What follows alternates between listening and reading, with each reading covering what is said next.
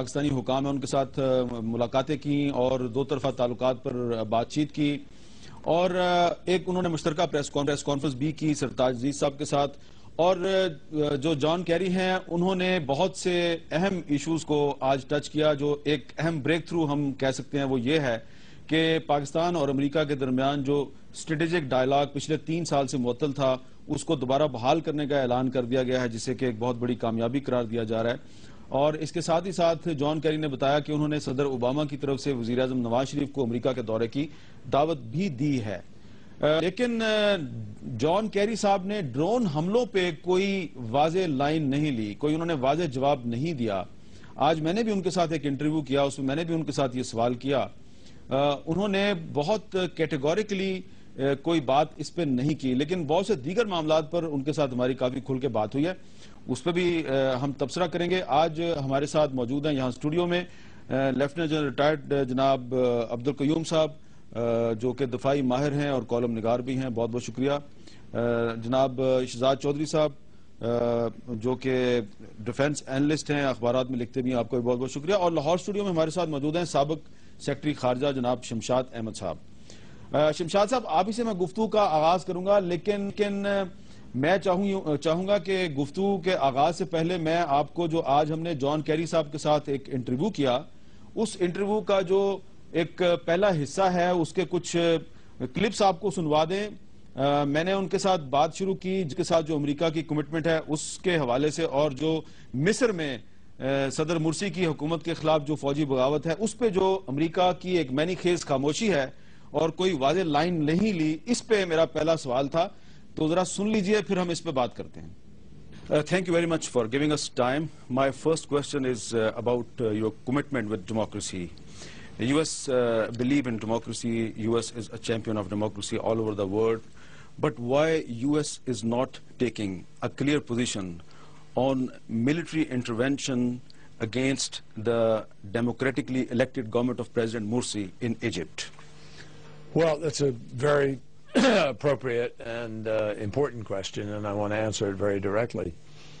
The military was asked to intervene by millions and millions of people, all of whom were afraid of a descendant into chaos, into violence.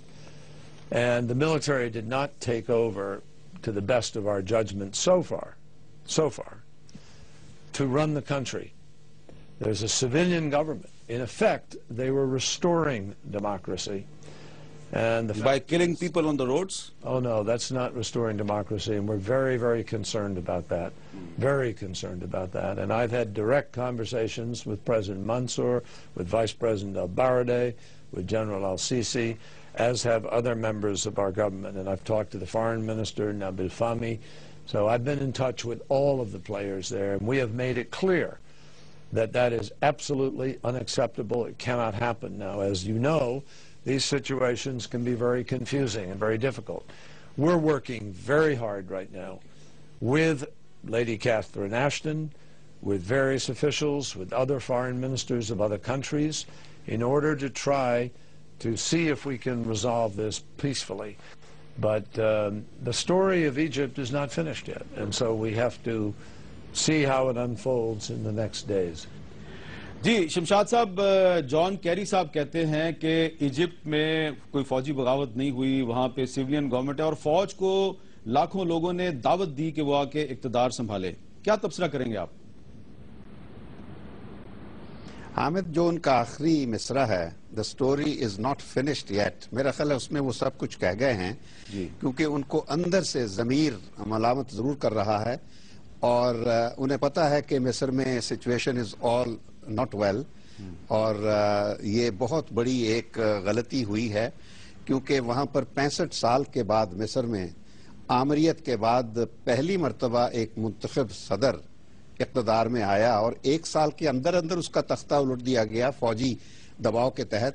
یہ قابل قبول کہیں بھی نہیں ہو سکتا, اور امریکہ کی جو پوزیشن ہے وہ جان کیری نے ضرور بتا دی ہے, لیکن اصلیت جو ہے وہ یہ ہے کہ امریکہ کے بڑے पुराने मुफादात हैं पूरी अरब दुनिया में और ख़ास तौर पर मिस्र में मिडल ईस्ट के हवाले से, और जो तब्दीली आई है वो उनकी नाकाबिल कबूल थी। जो अखवान अल-मुस्लिमीन की हुकूमत थी वो एक सरप्राइज थी, जिस तरह इससे पहले अल्जीरिया में भी ये बात हो चुकी है। और ये आपने देखा होगा कि जब से अरब स्प्रिंग शुरू हुई है तो अमेरिका की और मगरब की जो एक नई डॉक्ट्रिन है रिजीम चेंज वाली, कि जहां जहां जो आमिर थे, जो हुक्मरान थे, जो अपनी अफादियत खो बैठे हैं, उनको बदलने के लिए और अपनी मर्जी के नए आमिर लाने के लिए इन्होंने ये स्प्रिंग का नाम देकर शुरू किया था। तो कहीं तो ठीक हो गई और कहीं गलत हो गई। लीबिया में आपने देख लिया कि वहां पे फिर खून खराबा हुआ। उससे बचने के लिए इन्होंने पहले साल इसको मुर्सी को कबूल तो कर लिया, लेकिन इस एक साल में बाकायदा उसकी हुकूमत के खिलाफ सैबोटाज होता रहा और तख्ता उलट दिया गया। बात मैं ये कहना चाहूंगा कि Nobel ends do not justify ignoble means. अगर वाकई मुर्सी डिलीवर नहीं कर रहा था और मुर्सी में भी आमरानियां जो बातें थी, उसने तरीके वही इख्तियार किए थे जो आमरों के होते हैं, और ये अक्सर हमारी जमहूरियतों में ये होता है, इलेक्टेड जो लीडर्स होते हैं वो भी आमर बन जाते हैं जी। तो लेकिन इसका मतलब ये नहीं कि आप उसकी हुकूमत का तख्ता उलट दें, बैलेट के जरिए से तब्दीली लाएं तो बेहतर होता जमहूरियत के लिए भी, वरना जमहूरियत खाली एक स्लोगन है, इससे ज्यादा कुछ नहीं। अच्छा जनरल क्यूम साहब, अगर कहीं भी किसी के मुल्क में कुछ चंद हजार या 2 या 3 लाख लोग सड़क पे आ जाएं और वो कहें कि बस फौज आए और टेक ओवर करे और इस इलेक्टेड गवर्नमेंट को निकाल दे, तो वो अमेरिका जो है उनको सपोर्ट करना शुरू कर देगा? Obviously it is not justified. और मीर साहब, आपके जो पहला क्वेश्चन है और उसका जो आंसर जानकारी ने दिया, उससे लगता यह है कि वो एक्सपेक्ट नहीं कर रहे थे कि आप इजिप्ट से शुरू करेंगे। ही वाज थिंकिंग कि आप ड्रोन की बात करेंगे और पाकिस्तान की बात। तो इसके लिए मेरे ख्याल है, और फिर इसके लिए जस्टिफिकेशन भी कोई नहीं है। और ये बड़ा फंडामेंटल क्वेश्चन है और ये एप्लीकेबल है दुनिया के हर मुल्क में। पाकिस्तान पे भी ये एप्लीकेबल है कि कल तक यहाँ कोई इकट्ठ हो जाता है तो आप कहें कि अभी डेमोक्रेटिक गवर्नमेंट को हटाना है। आपको याद होगा कि 1953 में मुसद्दक की हुकूमत थी ईरान के अंदर, इलेक्टेड प्राइम मिनिस्टर को हटा के उधर बादशाहत कायम की है। फिर सद्दाम हुसैन की मदद की ईरान के खिलाफ पूरी जंग में उनके साथ डिक्टेटर्स के। तो आई थिंक अमेरिका को over a period of time अभी ये जान जाना चाहिए कि ये इन दी लॉन्ग रन अमेरिका के अपने मफाद में नहीं है। तो रियलिस्टिकली स्पीकिंग यही हमें अगर एनकरेज करना है और हम अगर जमहूरियत की बात करते हैं तो हमें अमली सबूत देना होगा। इजिप्ट में कभी भी आर्मी टेक ओवर न करती जब तक कि अमेरिका का ग्रीन सिग्नल। इनके बयानात से वो जैसे जज ने एक जजमेंट देनी हो तो पहली ऑब्जर्वेशन से पता चलता है। वो अमेरिका ये कह रहे थे कि जी मुर्सी इनका हल निकाले, भाई ये क्या कर रहे हैं। तो मकसद ये है कि आइन और कानून के मुताबिक हल है। आपकी असेंबलीज हैं, आप नो कॉन्फिडेंस मूव कर सकते हैं, प्रोविजंस हैं, वो करनी चाहिए। तो मेरे ख्याल में ये जस्टिफाइड नहीं है। शहजाद चौधरी साहब, ये जो इजिप्ट में जो मुर्सी साहब की हुकूमत के खिलाफ फौज ने जो कार्रवाई की और उसके बाद सड़कों पर गोलियां चलाई जा रही हैं, लाशें गिराई जा रही हैं, तो इससे जो इंतहा पसंद अनासर हैं, जो एक्सट्रीमिस्ट एलिमेंट्स हैं मिस्र में, उनके हाथ मजबूत नहीं होंगे, जो हमेशा ये कहते हैं कि जमहूरियत किसी मसले का हल नहीं है और तब्दीली जो है वो बैलेट के जरिए नहीं बुलेट के जरिए लानी चाहिए। मैं समझता हूं कि शायद यही मक्ता नजर है अमेरिका का। अमेरिका यही चाहता है कि देखिए वो तमाम इस्लामी ममालिक जहां जिनकी फौजें जो थी वो बहुत मजबूत समझी जाती थी, उसमें इजिप्ट भी शामिल है, उसमें पाकिस्तान भी है, तुर्की भी है, शाम भी है, इराक था।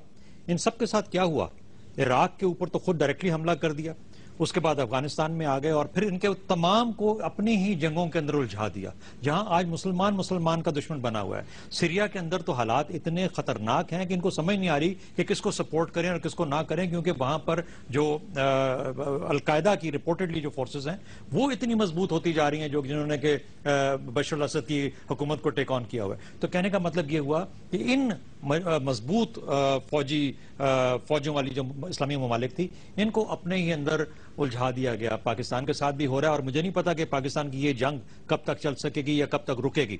और तुर्की के अंदर जो हुआ वो भी आपको शुरू के आसार नजर आ रहे हैं कि अगर इसराइल के साथ अपने तल्लुकात को दोबारा इस्तवार नहीं करोगे, अगर तुम गाजा के ऊपर अपना रोल हटाओगे नहीं, उस वक्त तक अमेरिका का जो गुस्सा है या अमेरिका की जो इसराइल के साथ मिली भगत के साथ जो मामला है वो उस तरीके से इन प्ले कर सकता है। तो मुझे यूं लगता है कि इस्लामी ममालिक बहुत सख्त प्रेशर में है और जो आपने सवाल किया, मुझे लगता है कि उसका अमेरिका का इस किस्म की स्ट्रैटेजी के थ्रू دیکھیے $5 کھرب کا نقصان ہوا ہے صرف عراق اور افغانستان کے ڈپلائمنٹ کے ساتھ پہلے 5 سال کے اندر، بش کے کچھ سال میں لا کے، اور باقی یہ $5 کھرب کا ان کا قرضہ بڑھا ہے. تو یہ میں اس کو والمارٹ وارز کہتا ہوں.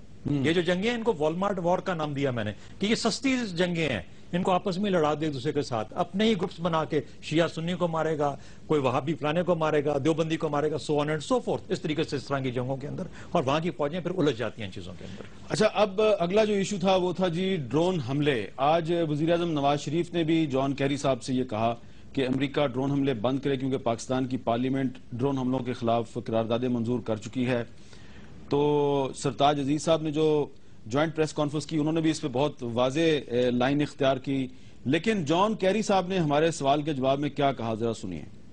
Secretary Kerry, you very rightly said this afternoon in a press conference with Mr. Sartaj Aziz that the presence of some Al-Qaeda leaders in Pakistan is a violation of our sovereignty.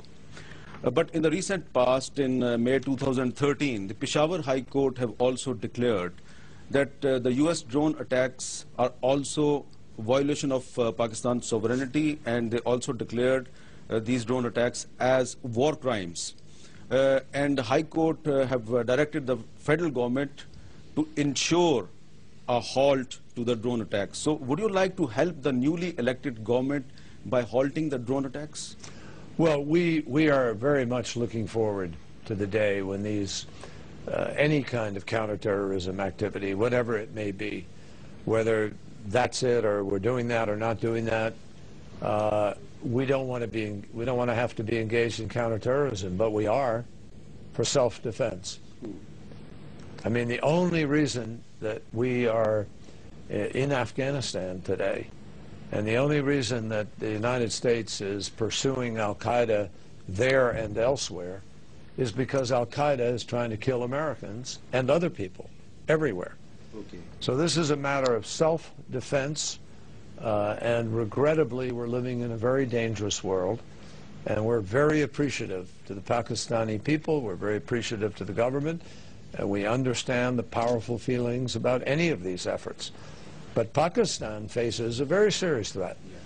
Lashkar-e-Taiba, Tehrik-e-Taliban, Al-Qaeda, Haqqani Network, these people blow people up in mosques. They blow people up in marketplaces. They don't have a program to build schools.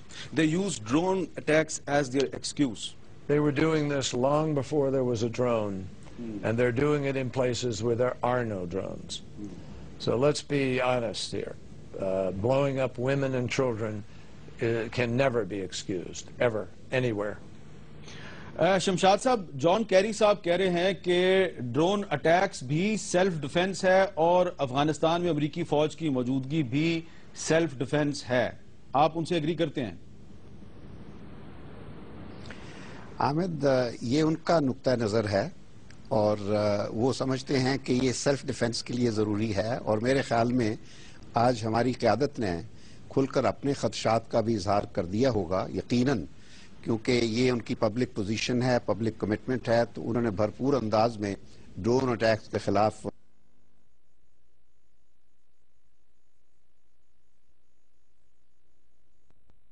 کی بات کی ہے. اگر اقوام متحدہ کے منشور کے آرٹیکل 41 اور 54 پر آپ جائیں تو میں نہیں سمجھتا کہ سیلف ڈیفنس کے نام پر بھی کوئی بھی طاقت دنیا کی کسی دوسرے ملک میں چڑھائی کر دے جب تک سلامتی کونسل کی طرف سے اس کی منظوری نہ ہو. ایک باقاعدہ عالمی سطح پر ایک پروسیجر ہے، ایک قانونی ریکوائرمنٹ ہے. اگر منشور کو قانون سمجھا جائے تو وہ ریکوائرمنٹ پوری نہیں ہوئی ہے.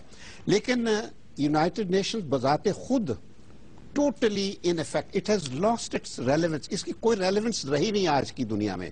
اور آج یونائٹڈ نیشنز کے جو بڑے فیصلے ہوتے ہیں وہ نیو یارک میں نہیں ہوتے، وہ واشنگٹن میں ہوتے ہیں. تو اس وجہ سے یہ ان کی جو تھیری ہے سیلف ڈیفنس والی، اس کو کسی نے چیلنج نہیں کیا. میں تو بار بار یہ کہا کرتا تھا، ابھی جانے والی حکومت بھی، اور جب خاص طور پر ہم اس سال کے اوائل میں سلامتی کونسل کے رکن منتخب ہوئے تھے، میں نے کہا تھا کہ پہلی میٹنگ میں ہی جب ہمیں صدارت ملی تھی اس وقت ہمیں یہ ڈرون کا مسئلہ سلامتی کونسل میں اٹھانا چاہیے. ایک ہائی مورل گراؤنڈ کے لیے. مجھے پتا ہے کہ فیصلہ یونائٹڈ نیشن میں نہیں ہوگا ہمارے حق میں, لیکن کم از کم آپ دنیا میں اپنی ہائی مورل گراؤنڈ تو لے سکتے ہیں. مگر بدقسمتی یہ ہماری حکومت کو توفیق نہیں ہوئی کہ سلامتی کونسل کا ممبر ہوتے ہوئے بھی ہم سلامتی کونسل میں ذکر تک نہیں کرتے ڈرون اٹیکس کا. تو اس میں کمزوری کہاں کی ہوئی؟ حامد, امریکہ تو اپنے مفادات کے لیے بات کر رہا ہے نا ہر چیز. سوال یہ ہے کہ کیا ہمارے حکمران اپنے مفادات کے تحفظ کے لیے جو ضروری اقدام ہوتے ہیں دنیا میں اپنی مجبوری یا اپنی بے بسی ظاہر کرنے کے لیے ہم وہ کرتے ہیں؟ اس کی ضرورت ہے. اچھا جنرل قیوم صاحب, امریکنز یہ بھی کہتے ہیں کہ آپ اپنے جو قبائلی علاقے ہیں وہاں پہ جو سیف ہیونز ہیں ان کو ختم کر دیں. وہاں پہ جن لوگوں نے اپنے ٹھکانے بنائے ہوئے ہیں جو بارڈر کراس کر کے افغانستان جاتے ہیں, حملے کرتے ہیں, آپ ان کے ٹھکانے ختم کر دیں, ہمارے ڈرون اٹیکس بند ہو جائیں گے. تو ہماری طرف سے بھی تو کمزوری ہے.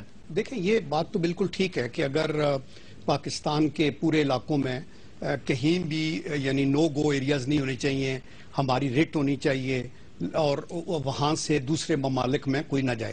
لیکن یہ جسٹیفائی بالکل نہیں کرتا, کوئی بھی بین الاقوامی قانون آپ کو اس کی اجازت نہیں دیتا کہ اگر کسی ملک کے اندر کہیں کوئی پرابلم ہے تو آپ جا کے اس کو سالو کریں. دیکھیں, یہ سیلف ڈیفنس کی بات کرتے ہیں. جان کیری صاحب خود ہی is on record to have said کہ یہ عراق کی وار بالکل بے سود وار تھی. کیا وہ سیلف ڈیفنس, یہ 2004 میں جو ان کی پوری کیمپین تھی وہ عراق کی وار کے خلاف تھی. اس کے علاوہ ویتنام کی وار میں یہ خود شامل تھے 66 سے 70 تک, اور اس کے بعد انہوں نے اینٹی وار ایکٹیوسٹ تھے. یہ ان کا کورٹ مارشل ہونے والا تھا کہ انہوں نے کہا آپ تو ریزرو ہیں آپ یہ, بٹ ہی سیڈ کہ نہ ہمارا کوئی اسٹریٹجک انٹرسٹ تھا نہ ہمارا کوئی اکنامک انٹرسٹ تھا ویتنام کے اندر, وہاں آپ چلے گئے.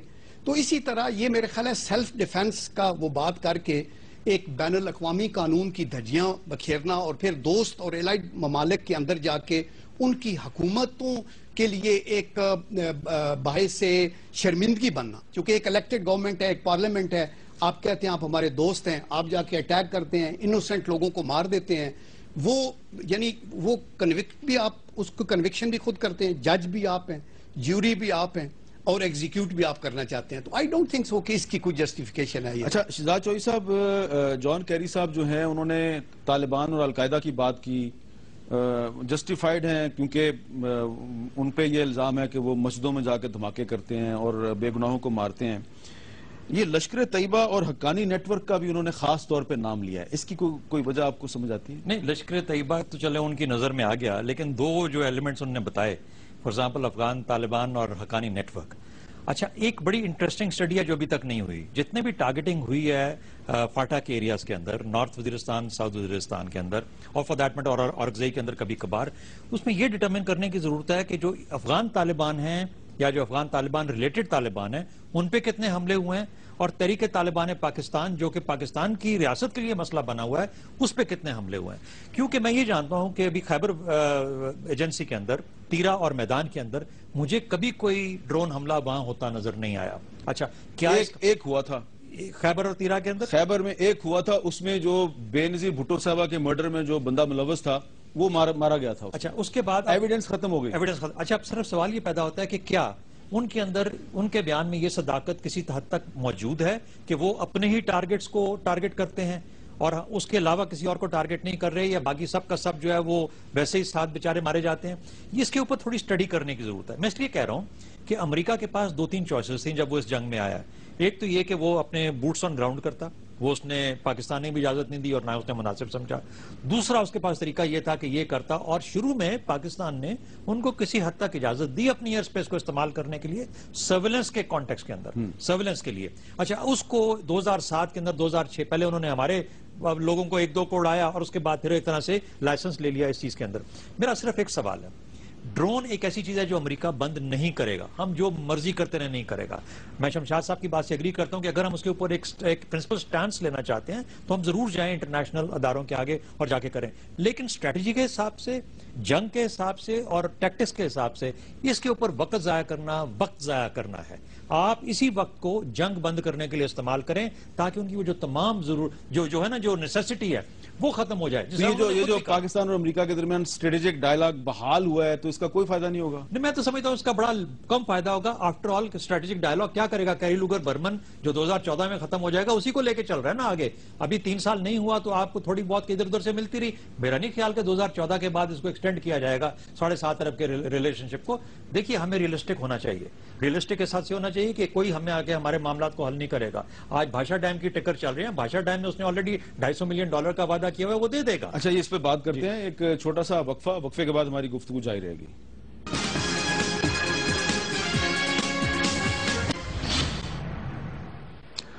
وقفے کے بعد کیپٹل ٹاک میں دوبارہ خوش آمدید. ہم امریکی وزیر خارجہ جان کیری کے دورہ پاکستان پہ بات کر رہے ہیں.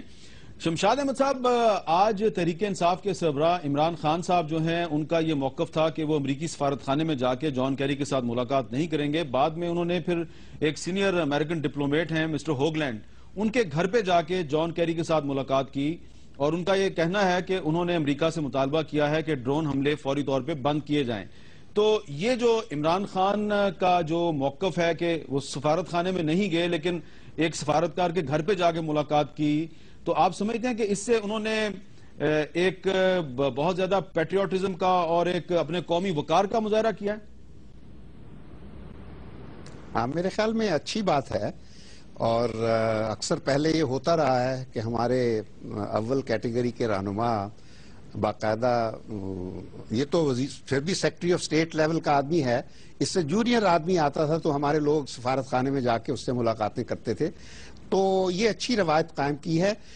اور لیکن میں ڈرون اٹیکس کے بارے میں حامد ذرا اضافہ کرنا چاہوں گا کہ عمران خان نے بھی اس کا ذکر کیا ہے سیکرٹری کے ساتھ، اور ہماری طرف سے، ہماری قیادت کی طرف سے بھی ہائیسٹ لیول پر ڈرون اٹیکس پر اپنا موقف ایک باقاعدہ یعنی مقصد کے ساتھ، سیریسنس آف پرپس کے ساتھ رکھا گیا ہے.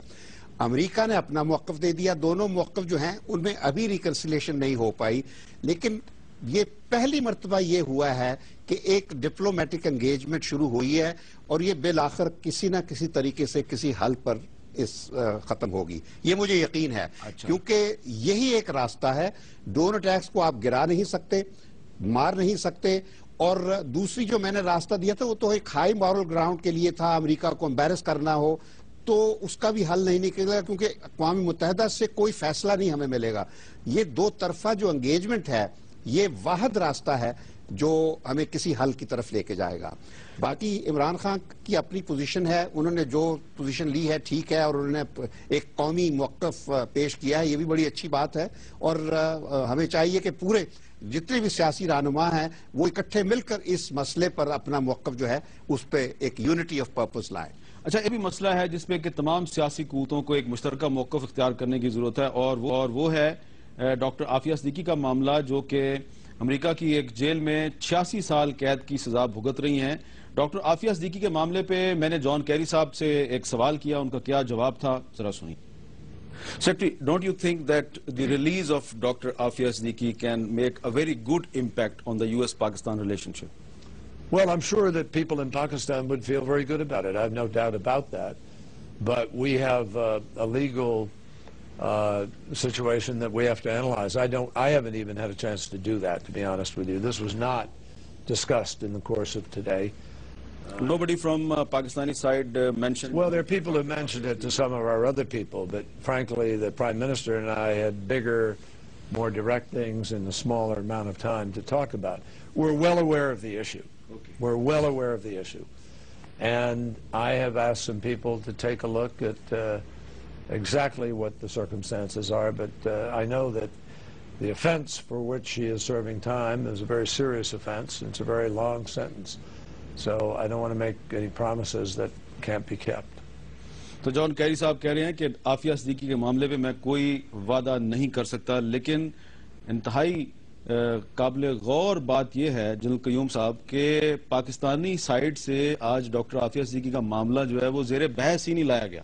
دیکھیں، ابھی وہ جو کہہ رہے ہیں نا کہ یہ کوئی بڑا ایشو نہیں ہے، میرے خیال میں یہ تو ہمارے لیے بہت ایک اہم ایشو ہے. ایک ہماری بچی ہے جس کو آپ ادھر لے گئے اور 87 ایئرز، اور آپ کہتے ہیں کہ اس نے اٹیمپٹ کی ہے کسی کو مارنے کی.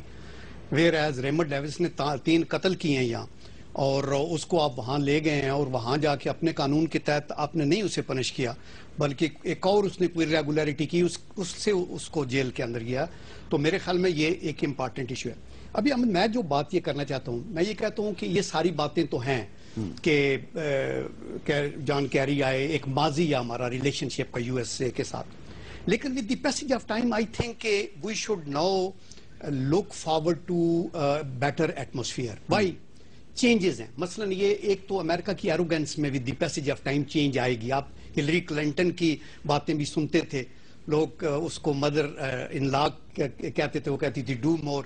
آج میں سن رہا تھا ایک اور پریس کانفرنس میں یہ کہہ رہے تھے کہ ہماری کوئی ڈیمانڈ نہیں ہے. دوستوں سے کیا ڈیمانڈ ہو سکتی ہے؟ ہم تو کوئی ڈیمانڈ نہیں کرنے والے. نمبر 2 بات یہ ہے کہ امریکہ ریئلائز کر گیا ہے کہ ابھی ان کو وڈرا ضرور کرنا ہے افغانستان سے.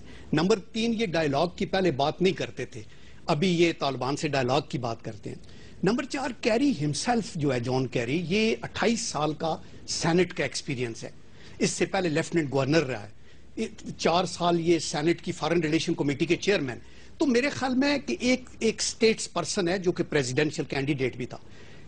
ہم جو باتیں کر رہے ہیں ہمیں پتہ ہے کہ اگر امریکہ کے مفاد میں نہیں ہوگی تو وہ کبھی بھی ایکسیپٹ نہیں کریں گے.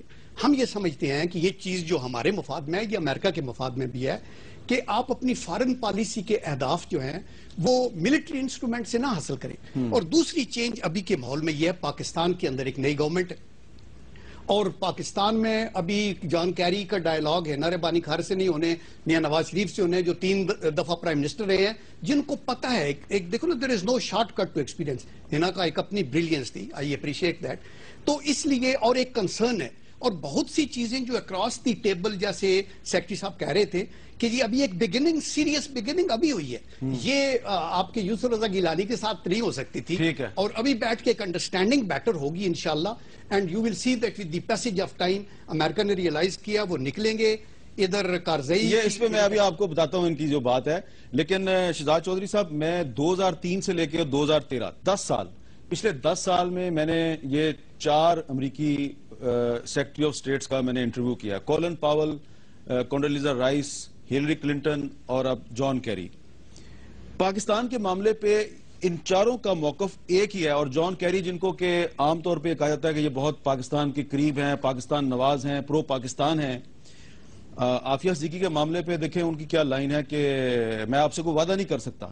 تو اسٹریٹجک ڈائیلاگ کی بحالی کو کچھ لوگ بہت بڑا بریک تھرو کہہ رہے ہیں، اور جان کیری صاحب سے بہت سی امیدیں وابستہ تھی. تو فیوچر کیا نظر آ رہا ہے آپ کو امریکہ اور پاکستان کے تعلقات کا؟ میر صاحب، میں تو آج ابھی ان کی جو ہے نا پریس کانفرنس اور اس نے جواب دیا انہوں نے آپ کو ڈاکٹر عافیہ صدیقی کے اوپر، یہ دونوں جوابات دے کے تھوڑا سا گھبرا گیا ہوں.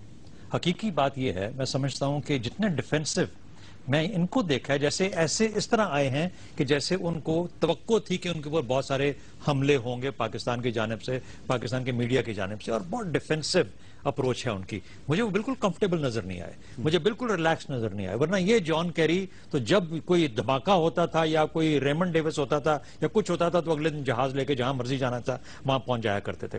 یہ جان کیری وہ جان کیری نہیں ہے. اس کی وجہ کیا ہے اب یہ دیکھنے کی بات ہے. مجھے یوں لگتا ہے کہ جیسے کہ اور میں یہ بھی کہہ دوں، مجھے لگتا ہے کہ پچھلی حکومت کے اندر اور شاید اس وقت فوج کے ساتھ زیادہ کمفرٹ لیول جان کیری کا کم از کم زیادہ ایگزسٹ کرتا تھا پچھلی حکومت کے ساتھ. اب اس کو ہم یہ کہہ دیں جی کہ پچھلی حکومت میں بھی پریزیڈنٹ صاحب، جنرل کیانی آرمی چیف تھے، ابھی بھی وہی ہیں. رائٹ، کہ پریزیڈنٹ صاحب کا تعلق بھی ان کے ساتھ بہت اچھا تھا، جنرل کیانی کا ریلیشن شپ ان کے ساتھ ہمیشہ اچھا رہا ہے. جی، ہمارے ہاں اس حکومت میں 2 چیزیں ہوئی ہیں. ایک تو یہ کہ شروع کے وقت میں کچھ ایسا سفارت خانے کے ساتھ ڈرونز کے اوپر اس قسم کا سٹانس ہمارا ہوا جس کے اندر تھوڑی بہت ہمارے اندر کچھ چپکلش کی سچویشن پیدا ہوگی لوکل لیول کے اوپر. گو کہ اس کو ملکی لیول پہ نہیں جانا چاہیے، لیکن جان کیری یہاں پہ پورے خطے کا سفر کر کے جاتا ہے، پاکستان نہیں آتا. اچھا، اس کے بعد بڑی کوشش کے ساتھ جان کیری فائنلی یہاں پہنچتا ہے. اس کے درمیان میں دوحہ ٹاکس ڈسکنٹینیو ہو جاتی ہیں. اس کے درمیان میں افغانستان ناراض ہو جاتا ہے اور افغانستان اور امریکہ مل کے پاکستان کو ایک طرح سے جسے کہتے ہیں نا کہ بات چیت کا عمل ختم ہو جاتا ہے، سب ملکوں کے درمیان میں تعلق ختم ہو جاتا ہے. مجھے تو یہ بہت ڈسٹربنگ سائنز لگتے ہیں، لیکن بالکل مجھے کمفرٹ لیول بالکل نظر نہیں آ رہا. لیکن ایک سوال ایسا تھا جس کے جواب پہ وہ کافی کمفرٹیبل تھے. ذرا پہلے آپ اپنی بات مکمل کریں. اچھا، میں صرف یہ کہنا چاہ رہا ہوں کہ پاکستان کا تعلق اس وقت ڈرونز یا عافیہ صدیقی نہیں ہے. یہ دونوں چیزیں پاکستان سے بڑی نہیں ہیں. پاکستان کی اپنی بقا سب سے بڑی ہے. افغانستان کی جنگ کا تکمیل پہ ہو جانا امن کے ساتھ ہو جانا اور پاکستان میں پھر تاکہ امن آ جائے اس کی وجہ سے یہ بڑی چیزیں ہیں. ہمیں سب سے پہلے ان کو حاصل کرنا ہے. اور میرا اپنا خیال یہ ہے کہ یہ جو 4 فریق ہیں جن میں طالبان ہیں, جن میں امریکہ ہے, افغانستان ہے اور پاکستان ہے, ان کے اندر جتنے زیادہ روابط ہوں گے, ہماری حکومت بھی تھوڑی سی ذرا ریزروڈ ہے کسی وجہ سے, شاید ان کی اپنے کیمپین کے زمانے کی پرومسز اس قسم کی ہیں, سلوگنیرنگ اس قسم کی ہے کہ اب یہ کھل کے امریکہ کے ساتھ اس قسم کے تعلقات نہیں رکھ پا رہے جو کہ ان کو رکھنے چاہیے, جو کہ اس وقت پاکستان کی ضرورت ہے تاکہ افغانستان کا مسئلہ اس کو مکمل کیا جائے. افغانستان میں بھی بات کرتے ہیں, ایک وقفے کے بعد دوبارہ ملتے ہیں.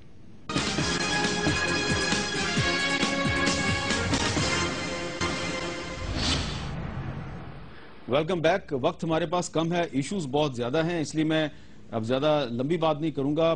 پاکستان کو اس وقت ایک بہت بڑے توانائی کے بحران کا سامنا ہے اور پاکستان کی جو اس وقت موجودہ حکومت ہے, اس حکومت کو امریکہ سے بہت سی توقعات وابستہ ہیں. اس مسئلے پہ بھی میں نے جان کیری صاحب سے ایک سوال کیا, ان کا ذرا جواب سن لیجیے. So, Secretary Kerry, Pakistan is facing a big energy crisis.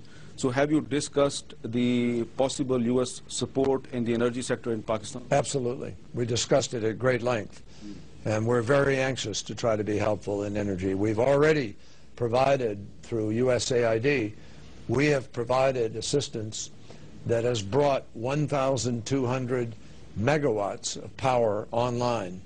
So 16 million Pakistanis are today receiving extra power that comes from the United States. We have over 10,000 students who are going to schools because America has provided scholarships. We're building or fixing over 600 schools here in Pakistan.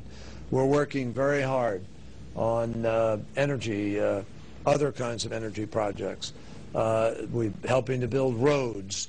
There are many things the United States is engaged in, which unfortunately a lot of people never hear about, but we're very proud of that partnership with Pakistan.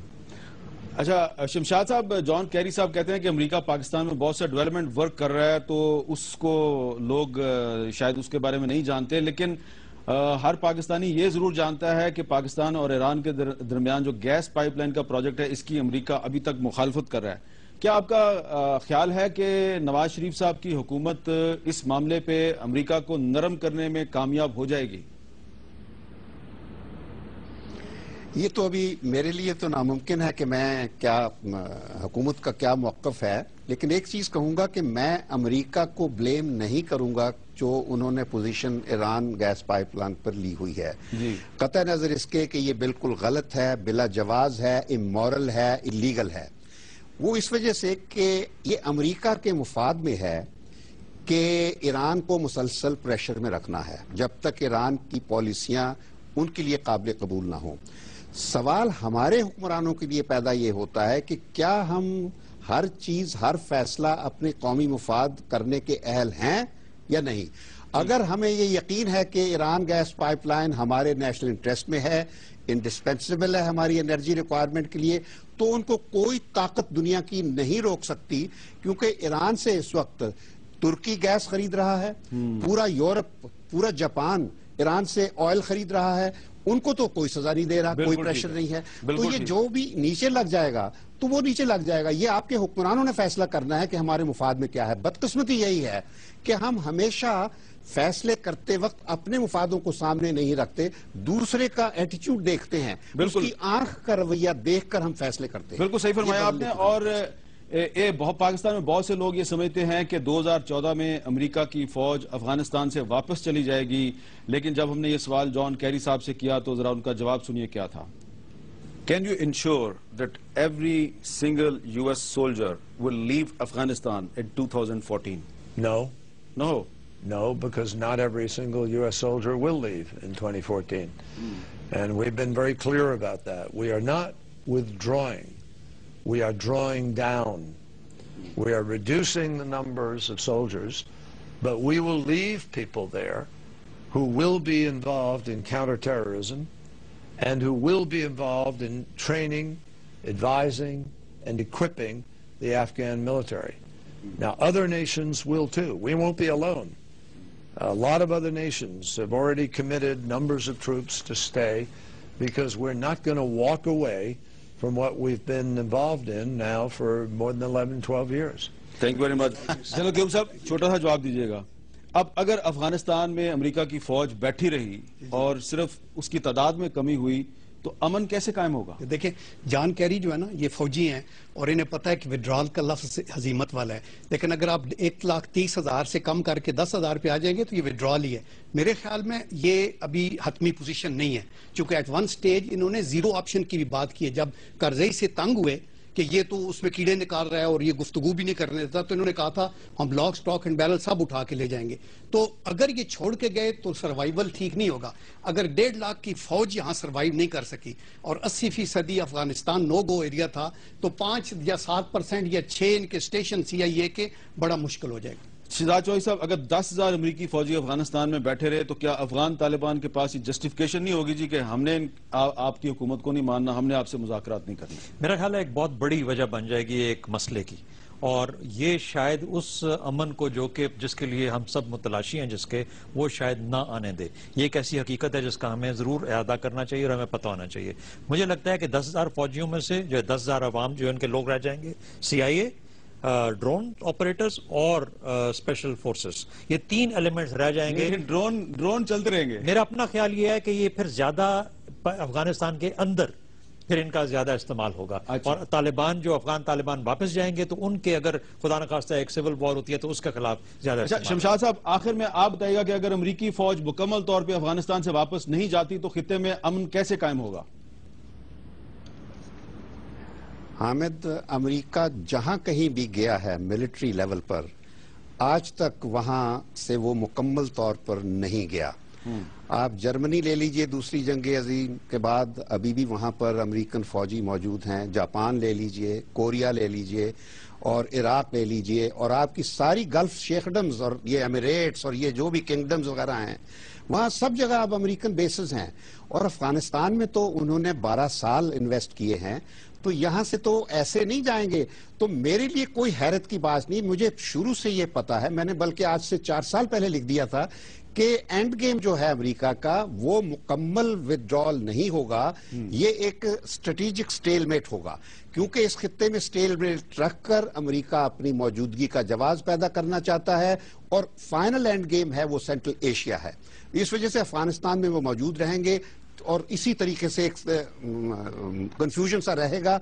अभी तक इनके पास कोई भी ना solution है अमन का और ना कोई डायलॉग स्ट्रेटजी है। छोटी सी बात करिए, एक डेलिब्रेट पॉलिसी है। शमशाद साहब की बात से एग्री हूं, लेकिन अफगानिस्तान को कोरिया और जापान से आप कंपेयर नहीं कर सकते। ठीक है। यहाँ एनवायरनमेंट डिफरेंट है। ओके। और जो फंडामेंटल इशू पाकिस्तान और इसका है अमेरिका का, वो लैक ऑफ ट्रस्ट है। इस मिसट्रस्ट को खत्म करें तो चीजें बेटर। बहुत शुक्रिया जनरल क्यूम साहब, जनाब शिजात चौधरी साहब, शमशाद अहमद साहब, बहुत बहुत शुक्रिया आप तीनों का। और मिसट्रस्ट को खत्म करना है, ये बहुत बड़ा चैलेंज है। मिसट्रस्ट को खत्म करने के लिए बहुत कुछ पाकिस्तान को करना है, बहुत कुछ अमेरिका को करना है। अगर मिसट्रस्ट खत्म हो गया तो फिर यकीनन पाकिस्तान और अमेरिका के ताल्लुकात बेहतर हो सकते हैं। मुझे दीजिए इजाजत, अल्लाह हाफिज।